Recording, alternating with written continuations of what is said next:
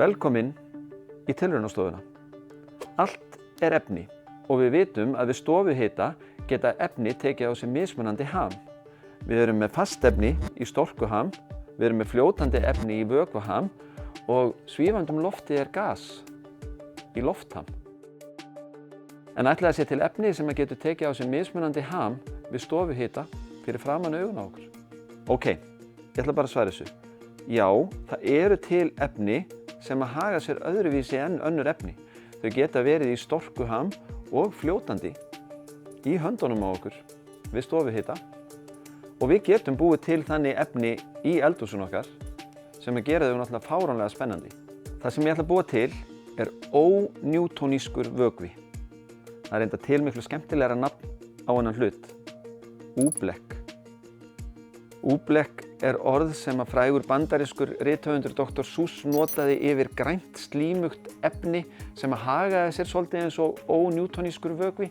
Það var í bókinni Bartholomeus og Oobleckið, þar sem að Bartholomeus, ungur drengur, fær það verkefni að bjarga konungsríki frá þessu græna slímuga efni sem að allir kölluðu Oobleck, sem er náttúrulega miklu meira spennandi heldur en að bjarga konungsríki frá grænum ónjútónískum vökva.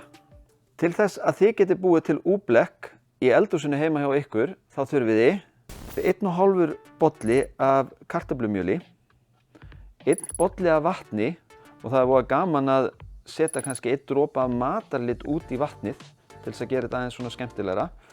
Við þurfum stóra skál og skeið.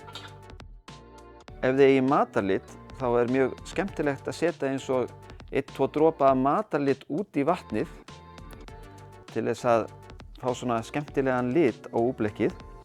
Við setjum kartöflumjölið í skálina og hellum vatninu rólega út í og blöndum þessu saman. Þegar við erum komin með svona fallegan vökva í skálinu okkar, skulum við prófa að taka hann upp og velta honum aðeins í höndunum. Þá ættum við að geta formað svona kúlu í höndunum, en leið og við sleppum henni, þá verður hann aftur að vökva. Það er vegna þess að ónjútónískir vökvar eins og þetta Oobleck bregðast þannig við þrýstingi að þeir leita í fast form, en þegar við minnkum þrýstinginn fer hann aftur í vökvaham og rennur til. Skemmtilegt.